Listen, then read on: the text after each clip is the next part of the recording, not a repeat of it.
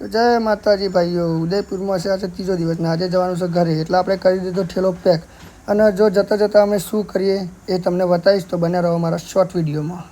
તો બાકીનું પેમેન્ટ હતું એ કરી દીધું અને કરી લીધું આપણે હોટલમાં જ ચેક આઉટ. તો ગાડીનો મારો શેલ ને પાર્ટી કે મોલમાં જવું તે આપણે ઉદયપુરના ફેમસ મોલ સેલિબ્રેશન મોલમાં જવા દીધી ગાડી. તો પહોંચી ગયા અમે ઉદયપુરના ફેમસ મોલ સેલિબ્રેશન મોલમાં. તો ગાડી કરી દીધી બેઝમેન્ટમાં પાર્કિંગ અને હેડે અમે ઉપર મોલમાં પહોંચ્યા લાજુ આપણે વિદેશમાં આવી જાય તે આપણે થોડો વ્યૂ લઈ લીધો. તમે જોઈ લો ખાલી એનો વ્યૂ કેટલો મસ્ત લાગે.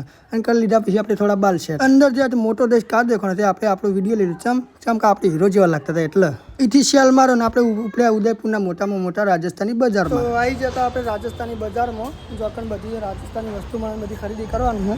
પણ આપણે ખરીદી નહીં કરવાની, આપણે જશું હવે ખાવા અને આપણે લાગી ભૂખ એટલે આપણે જશું ભાઈ ચા પીવાનો, પૌવા ખાવા માટે. બરાબર, પૌવા ચા બરાબરના અટકારણ પાર્ટીનો ફોન કે આપણે જવું શ્રીનાથજીના દર્શન કરવા માટે નાથ દ્વારા. તે આપણે ગાડીનો શેલ મારીને ઉપડ્યા પછી નાથ દ્વારા જવા માટે. નાથ દ્વારા જતો તો શ્રી કૃષ્ણએ વરસાદ કરીને અમને અમારું વેલકમ કર્યું. તો અમે પણ વરસાદને આશીર્વાદ સમજીને એક્સેપ્ટ કરી લીધો. નાથ દ્વારા પહોંચ્યા તો ગાડી પાર્ક કરી અને ત્યાંથી મંદિર હતું 2 કિલોમીટર. તે અમે બેસી ગયા રિક્ષામાં. રિક્ષાવાળાએ અમને શ્રીનાથજીના મંદિરથી 500 મીટર દૂર ઉતાર્યા. કેમ કે આગળ રિક્ષા જાવી હતી નહીં, તો પછી અમે પણ ચાલતી પકડી મંદિર તરફ જવા માટે. શ્રીનાથજીનું મંદિર બાકી હતું 200 મીટર અને ફરીથી શ્રી કૃષ્ણએ વરસાદ રૂપે અમારું વેલકમ કર્યું. તો અમે પણ એમનું વરસાદને આશીર્વાદ સમજીને અમે પણ એમાં પલળી લીધું થોડું. મંદિરમાંથી બહાર નીકળીને પહેલાં પીધો ચા, કેમ કે હું વરસાદથી પૂરેપૂરો પલળી લીધો. તો ચાની ચુસ્કી તો બનતી છે.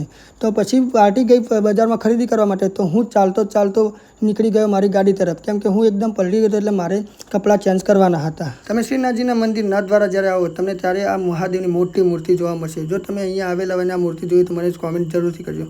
અને હું પૂરેપૂરો પલળી ગયો હતો એટલે મારા કપડાં મૂકવા માટે મેં એક પ્લાસ્ટિકની થેલી લીધી હતી જે એને કપડાં મૂકવા માટે.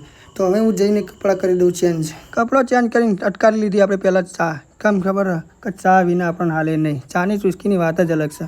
અને તમે જુઓ કે ભાઈ આપણે 19 ટી-શર્ટ પહેરી લીધી છે. ચાની એક મજબૂત ચુસ્કી લીધા પછી હું બહાર ફરવા આવ્યો તો જો એક મોટી શ્રી કૃષ્ણની મૂર્તિ હતી. જો તમે નાથ દ્વારા આવેલા હોય અને આ મૂર્તિ જોઈ હોય તો તમે આ વિડીયોમાં કોમેન્ટ જરૂરથી કરજો. નાથ દ્વારાના બજારમાંથી પાર્ટી ખરીદી કરીને આવી અને પછી આપણે ગાડીનો શેલ મારીને ઉપડ્યા પછી ઘર તરફ જવા માટે. ઘરે આવતા હતા અને અમે જોઈએ એક ટનલ એટલે કે આખો પહાડ અને પહાડના વચ્ચોવચ્ચથી કોતરીને એક રસ્તો બનાવ્યો હોય. તો કઈ રીતની ટનલ હોય તો તમે જોઈ શકો છો કે આજુબાજુ પહાડને વચ્ચે કોતરીને આ રસ્તો બનાવેલો હોય છે, એને ટનલ કહેવામાં આવે છે.